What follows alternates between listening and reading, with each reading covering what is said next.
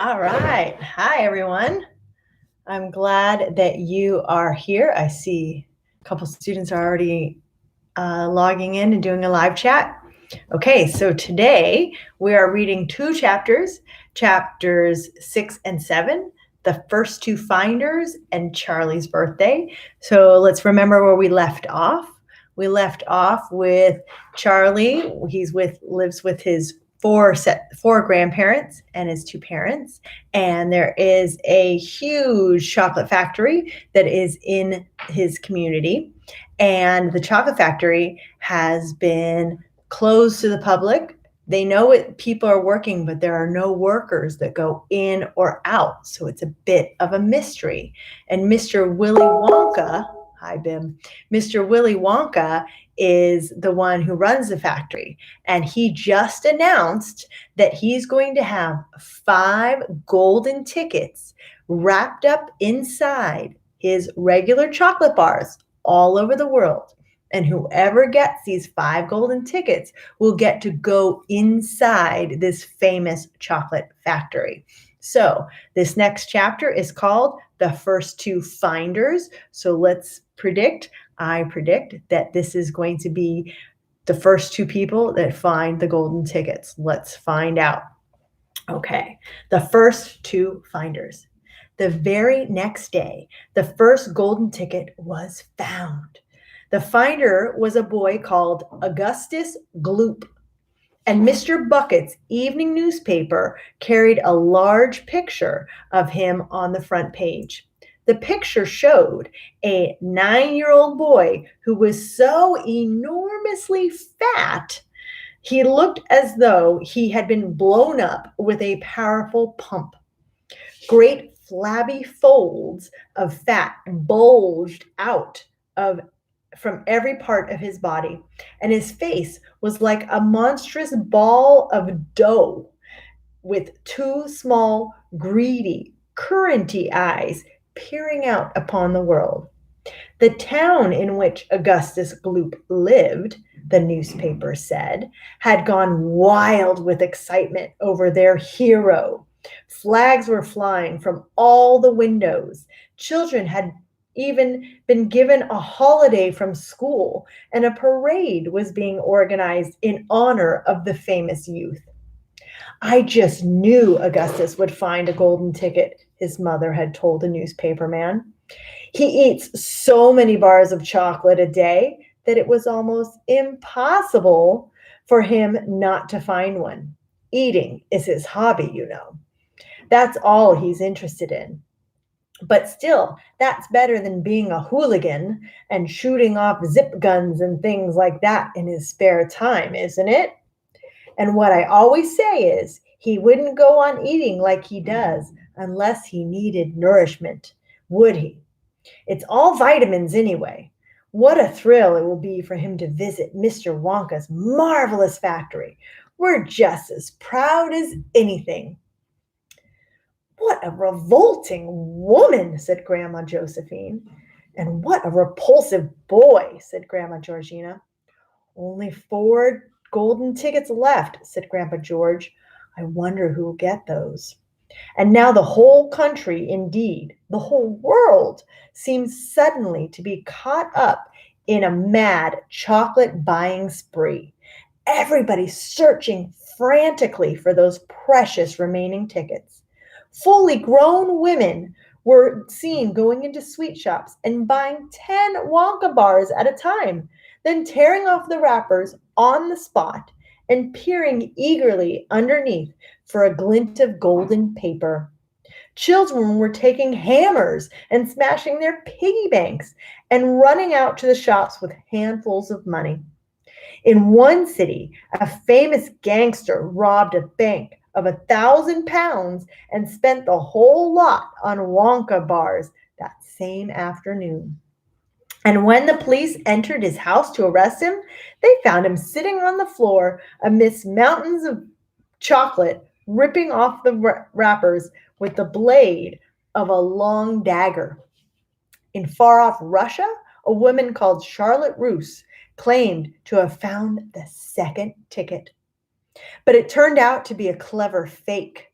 the famous English scientist, Professor Foulbody, invented a machine which would tell you at once, without opening the wrapper of a chocolate bar, whether or not there was a golden ticket hidden underneath it. The machine had a mechanical arm that shot out with tremendous force and grabbed hold of anything that had the slightest bit of gold inside it. And for a moment, it looked like the answer to everything. But unfortunately, while the professor was showing off the machine to the public at the sweet counter of a large department store, the mechanical arm shot out and made a grab for the gold filling in the back tooth of a duchess who was standing nearby. There was an ugly scene, and the machine was smashed by the crowd. Suddenly, on the day before Charlie Bucket's birthday, the newspapers announced that the second golden ticket had been found. The lucky person was a small girl called Veruca Salt, who lived with her rich parents in a great city far away. Once Mr. Bucket's evening newspaper carried a big picture of the finder. She was sitting between her beaming father and mother in the living room of their house and waving the golden ticket above her head, grinning from ear to ear. You can see a picture.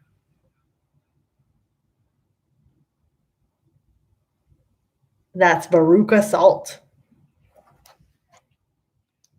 Veruca Salt's father, Mr. Salt, had eagerly explained to the newspapermen exactly how the ticket was found. You see, boys, he said, as soon as my little girl told me that she simply had to have one of those golden tickets, I went out into the town and started buying up all the Wonka bars I could lay my hands on. Thousands of them. I must have bought hundreds of thousands. Then I had them loaded onto trucks and sent directly to my own factory. I'm in the peanut business, you see, and I've got about 100 women working for me over at my place, shelling peanuts for roasting and salting. That's what they do all day long, these women.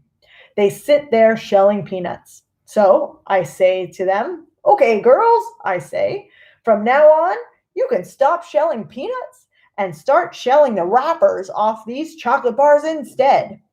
And they did.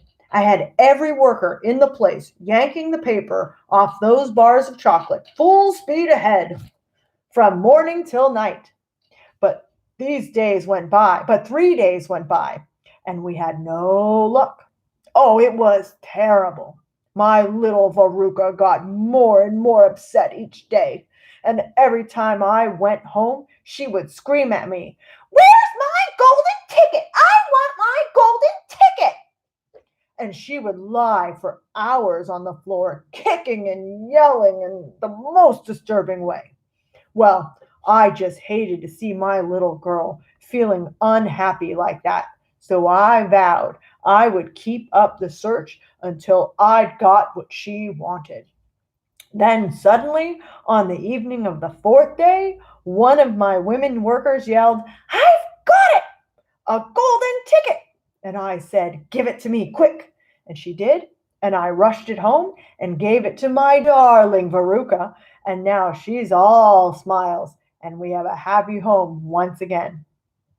That's even worse than the fat boy, said Grandma Josephine.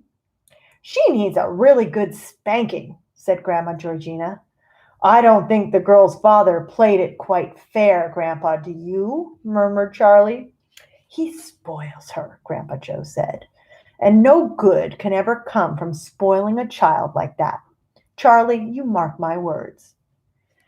Come to bed, my darling, said Charlie's mother. Tomorrow is your birthday. Don't forget that. So I expect you'll be up early to open your present. A Wonka chocolate bar? Cried Charlie. Is it a Wonka chocolate bar? Isn't it? Yes, my love, his mother said. Of course it is. Oh, wouldn't it be wonderful if I found the 3rd golden ticket inside? Charlie said. Bring it in here when you get it, Grandpa Joe said. Then we can all watch you taking off the wrapper. So that's the end of the two finders. So we know that one boy found it and a girl found it. So we're waiting to see what happens. Charlie's birthday is the next day and the next chapter. So Charlie's birthday.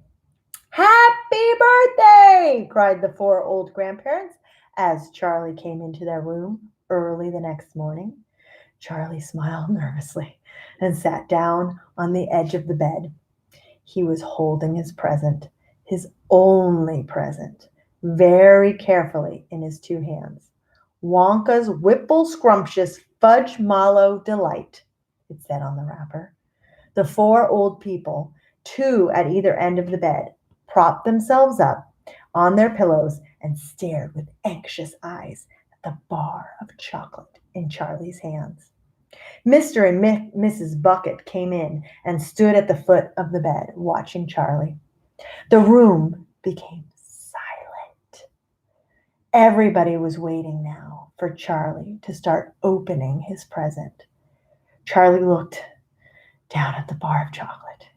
He ran his fingers slowly back and forth along the length of it, stroking it lovingly. And the shiny paper wrapper made little sharp crackly noises in the quiet room. Then Mrs. Bucket said gently, "You mustn't be too disappointed, my darling. If you don't find what you're looking for underneath that wrapper, you really can't expect to be as lucky as all that." "She's quite right," Mr. Bucket said. Charlie didn't say anything. "After all," Grandma Josephine said, "in the whole wide world, there are only 3 tickets left to be found." "The thing to remember," Grandma Georgina said, "is that whatever happens, you still have the bar of chocolate." "Wonka's Whipple Scrumptious Fargemellow Delight," cried Grandpa George. "It's the best of them all. You'll just love it." "Yes," Charlie whispered, "I know." "Just forget all about those golden tickets and enjoy the chocolate," Grandpa Joe said. "Why don't you do that?" They all knew it was ridiculous to expect this one poor little bar of chocolate to have a magic ticket inside it. And they were trying as gently and as kindly as they could to prepare Charlie for the disappointment. But there was one other thing that the grown-ups also knew, and it was this: that however small the chance might be of striking lucky, the chance was still there. The chance had to be there. This particular bar of chocolate has had as much chance as any other having a golden ticket. And that was why all the grandparents and parents in the room were actually just as tense and excited as Charlie was, although they were pretending to be very calm. "You'd better go ahead and open it, or you'll be late for school," Grandpa Joe said. "You might as well get it over with," Grandpa George said. "Open it, my dear," Grandma Georgina said. "Please open it. You're making me jumpy." Very slowly, Charlie's fingers began to tear and open one small corner of the wrapping paper. The old people in the bed all leaned forward, craning their scraggy necks. Then suddenly, as though he couldn't bear the suspense any longer, Charlie tore down right the middle, and onto his lap there fell a light brown, creamy-colored bar of chocolate. There was no sign of a golden ticket anywhere. "Well, that's that," said Grandpa Joe brightly. "It's just what we expected." Charlie looked up. 4 kind old faces were watching him intently from the bed. He smiled at them, a small, sad smile. And then he shrugged his shoulders and picked up the chocolate bar and held it out to his mother and said, "Here, Mother, have a bit. We'll share it. I want everyone to taste it." "Certainly not," his mother said. And the others all cried, "No, no, we wouldn't dream of it. It's all yours." "Please," begged Charlie, turning around and offering it to Grandpa Joe. But neither he nor anyone else would take even a tiny bit. "It's time to go to school, my darling," Mrs. Bucket said, putting an arm around Charlie's skinny shoulders. Come on, or you'll be late. So that chocolate bar didn't have a golden ticket in it. And guess what? Next chapter, 2 more golden tickets found. That means there's going to only be 1 left. Ooh, I wonder what happens next. Stay tuned. Tomorrow, 2:45, we'll read the next 2 chapters. Have a good afternoon.